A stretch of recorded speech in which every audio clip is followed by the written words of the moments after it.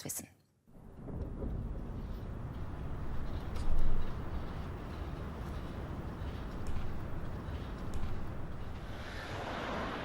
Toxic air pollution levels in the national capital are expected to worsen today. One wouldn't have thought that's possible. The national capital is once again suffering. This is not happening for the first time. This has been happening for every year. India is now the world's capital in terms of deaths due to pollution. Every minute, about 5 persons died due to pollution-related illnesses in India. Un tueur silencieux ravage New Delhi et toutes les villes du pays. Un poison lent contamine son air et ses rivières. Pressé de sortir de la pauvreté et de retrouver son rang dans l'histoire, l'Inde s'est lancée dans une course folle au développement économique, à corps perdu. Les défenseurs de l'environnement sont de plus en plus nombreux, mais la bataille ne fait que commencer. Elle nous concerne tous. New Delhi, 25 millions d'habitants, 30 000 nouvelles immatriculations de véhicules par jour. Les gaz toxiques saisissent à la gorge, remontent à la tête et vous laissent en bouche un goût de métal.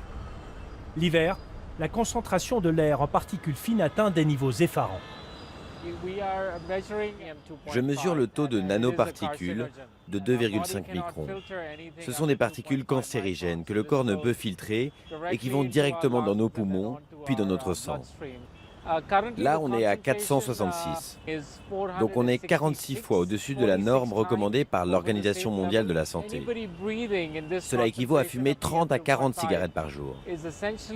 C'est pour cela que plutôt que de parler de pollution, je préfère parler de guerre chimique, parce que c'est ça. Jay Gupta a grandi dans une famille fortunée de la ville. Atteint d'une pneumonie foudroyante il y a 3 ans, l'homme d'affaires prend conscience du mal qui frappe sa ville et rejoint un collectif de citoyens pour alerter la population. Cet après-midi, il nous a emmenés au-dessus de ce croisement entre 2 axes majeurs de la mégalopole. 430 000 voitures passent ici chaque jour, sans compter les flots de poussière générés par le chantier du métro et les camions qui traversent la ville la nuit. Et enfin, à proximité, la zone industrielle, avec l'une des plus grandes décharges à ciel ouvert du monde, irrespirable. Ce quartier est aussi une zone très peuplée. L'immeuble a été construit pour accueillir des scientifiques, fonctionnaires du gouvernement et leurs familles.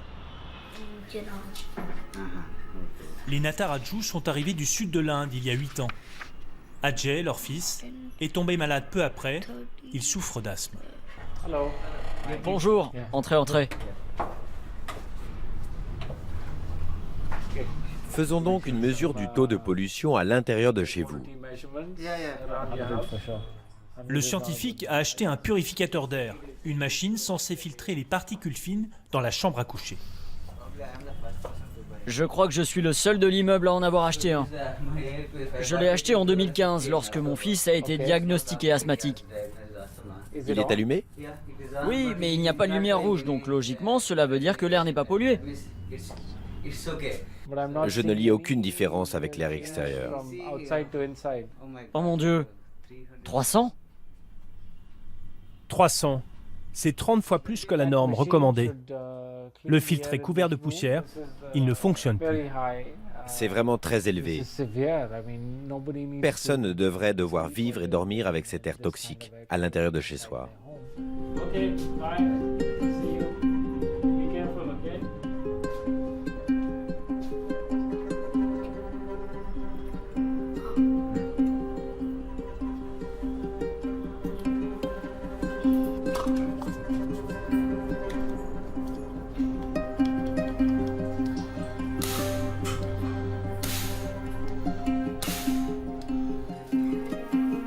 Après plusieurs crises de suffocation, les parents d'Ajay ont dû se résoudre à lui interdire de jouer dehors avec ses amis de l'immeuble, étouffés par la culpabilité.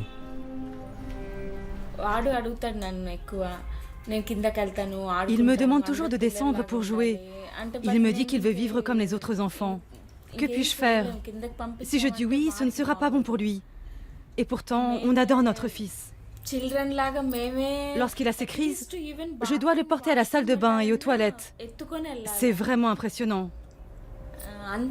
Mais à cause de mon mari, de son travail de fonctionnaire, on ne peut pas déménager.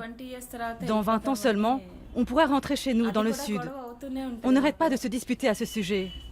Mais un jour, on quittera Delhi, à la grâce de Dieu. Il est 20h à New Delhi, le froid est retombé et la pollution remonte en flèche. Le compteur de nanoparticules reste coincé à 500, la valeur maximum. La concentration réelle est beaucoup plus importante. Oh mon Dieu, c'est autant qu'à l'intérieur. Bloqués, emprisonnés à Delhi comme sous une cloche. Impossible pour les familles de se protéger efficacement contre les gaz toxiques qui les rongent à petit feu.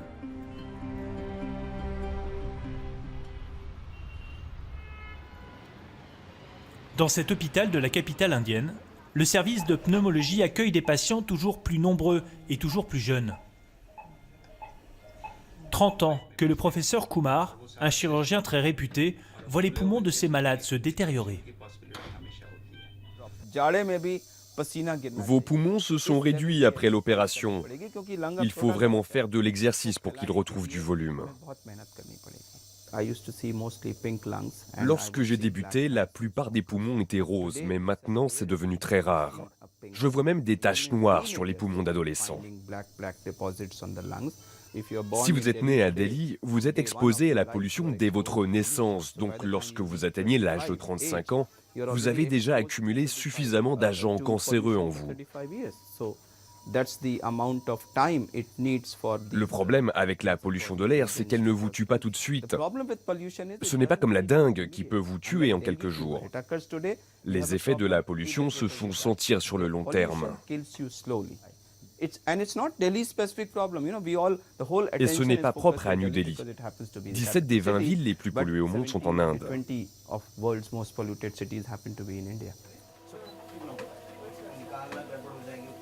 L'impact de la pollution ne se limite pas aux maladies respiratoires. Une étude réalisée dans ce même hôpital a montré dès 2014 que les bébés de New Delhi ont plus de risques que les autres de naître avec des malformations. En Inde, un nouveau-né sur 4 meurt prématurément à cause de la pollution. Les rapports s'empilent, les études s'accumulent et depuis 2 ans, des manifestations d'ampleur limitée commencent à fleurir. Alors, au moment du dernier pic de pollution, la municipalité de Delhi a décidé de réagir. Les pompiers de la ville ont été envoyés combattre les particules avec des lances à incendie. Un geste dérisoire pour éteindre les critiques.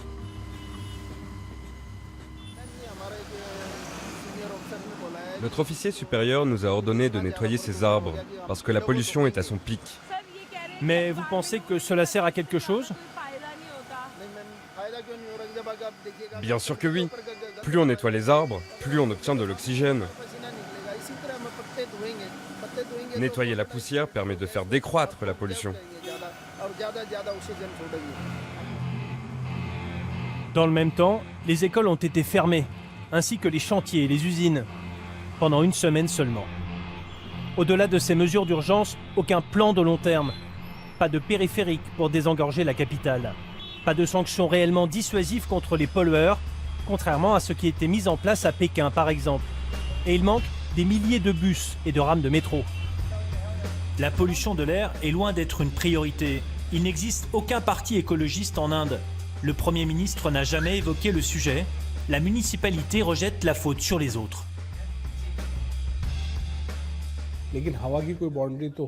L'air n'a pas de frontières. C'est un problème régional. Il y a environ 4000 foyers de pollution autour de la capitale. Les régions autour de Delhi doivent faire leur devoir. Oui, justement. Est-ce que ces régions collaborent avec vous? Eh bien, on dialogue, on échange des courriers. Il faut simplement respecter les normes environnementales et la situation s'améliorera. Plutôt que de s'améliorer, la situation empire au contraire. La crise toxique touche l'ensemble du sous-continent. Les cours d'eau aussi sont au bord de l'apoplexie.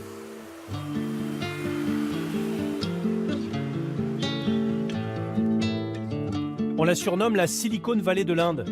grâce aux centaines d'entreprises technologiques qui s'y sont installées. Bangalore, troisième métropole du pays, a connu en 30 ans une poussée urbaine frénétique. Le béton dévore tout, et d'abord les lacs, autrefois la fierté de la ville. On s'y baigne, on y pêche encore, dans des eaux gorgées de polluants, hors de contrôle. The infamous lake in Bengaluru is once again in the news after fire and thick smoke was noticed in the lake. Le lac de Vartur était l'une des plus grandes réserves en eau potable de Bangalore. Une grande partie de sa surface est aujourd'hui recouverte de plantes invasives. Et le lac rejette en permanence une mousse blanchâtre à l'odeur pestilentielle, au grand désespoir des riverains. Alinari enseigne la biologie dans une école des environs. Elle milite aussi à sa façon. En compagnie de ses élèves, l'enseignante arpente régulièrement les berges du lac pour recenser les nouvelles sources de pollution. Ce matin-là, elle tombe sur cette scène effrayante. Des maraîchers en train de rincer leurs légumes avec de l'eau du lac, bourrée de phosphate. Ce sont des épinards, c'est ça? Oui, madame. Et votre eau ne va pas les infecter? Non, madame, c'est de la bonne eau. Et vous les vendez au marché d'à côté? Oui, madame, à Sidapuram. Je suis inquiète car ce sont des légumes à feuilles et toutes les impuretés que la plante absorbe restent stockées dans les feuilles. Et ces légumes peuvent être consommés tous les jours par la même famille. Alinari soupçonne une multiplication de pathologies liées à la pollution de l'eau, mais elle ne peut pas le prouver. Aucune étude d'ampleur n'a été réalisée. Malgré tout, l'enseignante s'est donné une mission, recueillir des données sur la qualité de l'eau. Alors tous les mois, depuis 30 ans, elle prend le pouls du grand lac malade. Port de gants obligatoire. Attention, attention, allonge-toi sur la pierre. C'est quoi le pH? On est aux alentours de 8, non? Autour de 10? Un pH 10 révèle une forte concentration d'impuretés. Le gouvernement local ferme ses yeux et ses oreilles dès qu'on évoque la qualité de l'eau. Avec ces données, on peut aller les voir en disant « Voilà ce qui se passe avec le lac. Faites quelque chose, s'il vous plaît. » Grâce à des dons, l'école a fait construire son propre laboratoire. Le taux d'oxygène est très faible, ce qui signifie que le lac est extrêmement pollué. Donc on peut dire que le lac est mort? Non, pas tout à fait. Il reste encore un peu de marge. Si l'on dit qu'il est mort, alors on ne peut plus rien faire. Il est presque mort. Les données sont régulièrement transmises aux autorités, sans réponse. Il faut dire qu'à Bangalore, la pollution est généralisée et l'impunité est de mise. Autour de Vartur, des centaines de nouvelles résidences rejettent directement leurs eaux sales. C'est la première source de pollution. La loi oblige les immeubles de plus de 50 appartements à installer une station d'épuration, mais très peu le font. Lors du tournage, nous tombons par hasard sur cette expulsion d'eau usée, un dégazage en plein jour, sans vergogne. Il vient d'où ce tuyau? Il vient de la résidence là-bas. Dans ce quartier, proche des entreprises technologiques, les résidents sont issus des classes moyennes supérieures, mais leur conscience environnementale est proche de zéro. Ils refusent d'être interviewés, mais nous laissons tourner la caméra. Les eaux usées qui proviennent de la résidence, elles partent où? C'est ce qu'on essaie de vous expliquer. Ça part dans le canal, mais après, on ne sait pas où ça va. Et vous n'avez pas l'obligation d'installer une station d'épuration? On paye déjà nos impôts, ça suffit, non? La plupart des résidences n'en ont pas. Et cela ne pose pas de problème.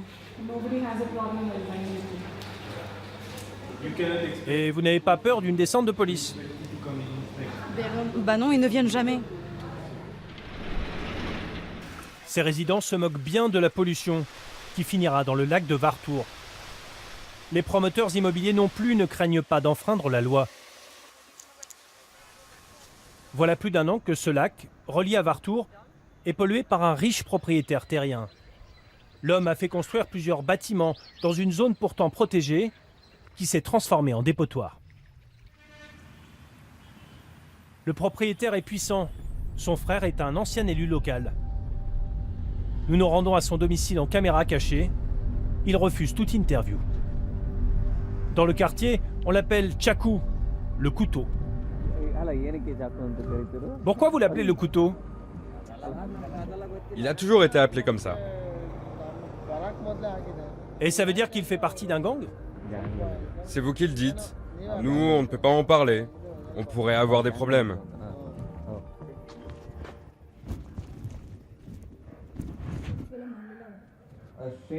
Bonjour, nous nous sommes parlé hier au téléphone. Vous êtes venu chez moi sans ma permission? On voudrait vous poser des questions sur la pollution du lac, les eaux usées. Pourquoi vous me parlez de ça? Je ne suis pas ingénieur, moi. Arrêtez de m'emmerder. Mais cela provient de votre terrain et de vos bâtiments. Pourquoi vous me mettez tout sur le dos? Juste parce que ce terrain m'appartient?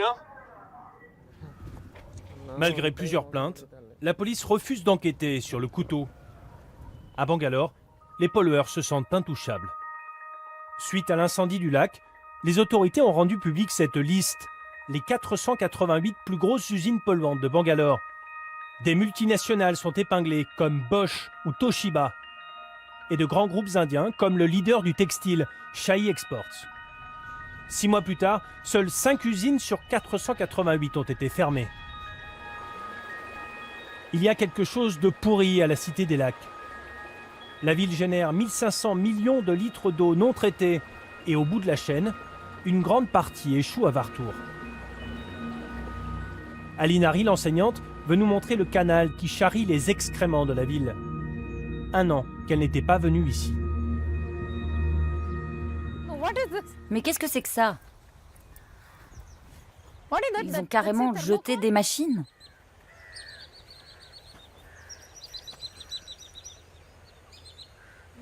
Vous avez l'air choqué. Bien sûr.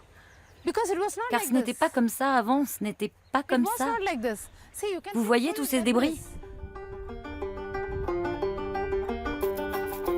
À Bangalore, désormais, l'eau potable est une denrée rare et c'est un gros business. Chaque jour, une noria de camions-citernes sillonne la ville pour ravitailler les résidents à prix fort. La mafia de l'eau. Nous, on fait une bonne action en fait. Si on ne livre pas, les gens vont souffrir. Ils devront quitter leur résidence. Les politiciens aussi font des distributions, gratuites cette fois, pour faire la chasse aux voix. Les forages se multiplient. En 30 ans, 85% des surfaces aquatiques de la ville ont disparu. Et si ça continue comme ça, les experts prédisent que d'ici à 2025, Bangalore devra être évacué purement et simplement. L'apocalypse? Pas encore.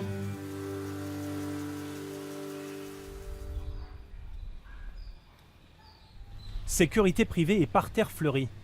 C'est dans ces résidences fermées que vivent les puissants de la ville, loin du chaos et de la pollution. Ici, paradoxalement, se joue une grande partie de l'avenir des lacs, dans ces demeures où l'on boit de l'eau filtrée à grands frais. Cet ingénieur a fait fortune aux États-Unis en concevant des cartes SIM, le rêve américain. Arvind Kerti a suffisamment gagné pour ne plus avoir à travailler.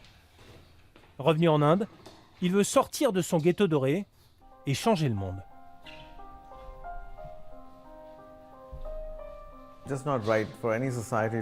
La société indienne se développe d'une façon profondément injuste, avec des services publics dans un état déplorable, les routes, les lacs, les parcs, alors que ceux qui ont de l'argent se construisent leur propre univers, avec sécurité privée, transport privé, eau privée.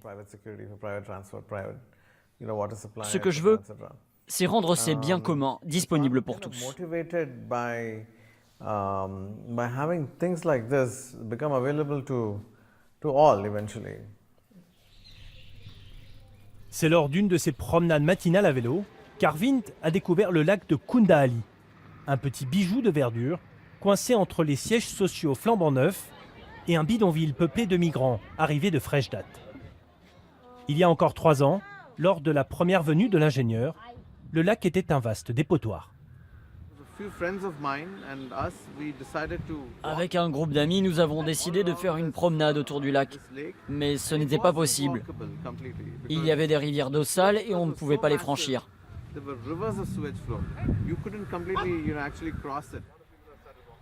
Déterminé à faire revivre Kundahali, l'ancien geek convainc les entreprises voisines et la municipalité de mettre 800 000 € sur la table.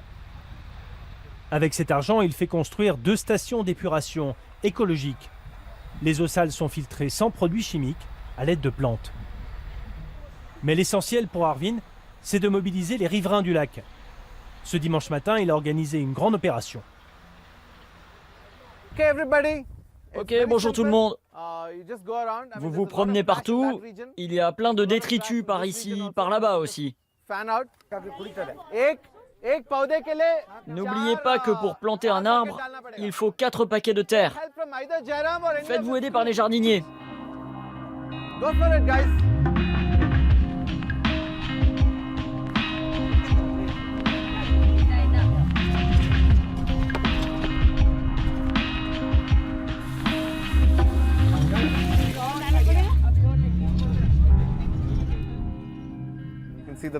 Ce matin, il y a des habitants des bidonvilles, mais aussi des gens extrêmement riches. Et ce que l'on veut, c'est impliquer tout ce monde pour que les gens aiment le lac, qu'ils s'y sentent connectés et qu'ils en reprennent possession. La métamorphose de Kundahali a eu des conséquences inattendues. En l'espace de quelques mois, 10 000 salariés ont abandonné le bus et la voiture et marchent désormais pour se rendre au travail. Pour Arvind, le sauvetage du lac préfigure la reconquête par les Indiens de leurs biens communs, leurs terres, leurs airs et leurs cours d'eau.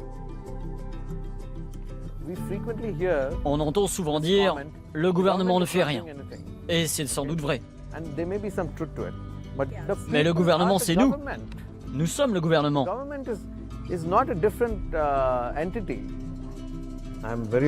Je suis très optimiste. Je pense que la situation écologique du pays va s'améliorer avec la hausse du niveau de vie. Les Indiens vont commencer à se préoccuper sérieusement de leur qualité de vie. Mais cela va prendre du temps. L'ingénieur veut maintenant sauver l'ensemble des lacs de Bangalore. Mais son modèle est-il reproductible? Que pèsent les entrepreneurs éclairés comme lui dans un pays d'1,3 milliard d'habitants, engagé dans l'un des développements économiques les plus massifs de l'histoire de l'humanité?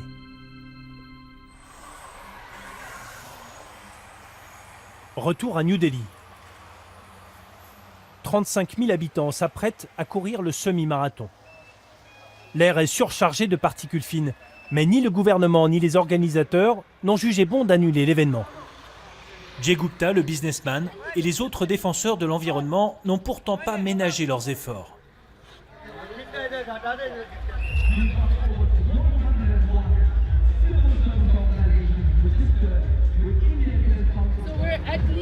Là, on est 4 ou 5 fois au-dessus des normes de sécurité. On est content de voir le ciel bleu et les soleils briller. On est content de voir les coureurs. Mais l'air est toujours extrêmement pollué. Dans n'importe quelle autre ville du monde, la course aurait été annulée.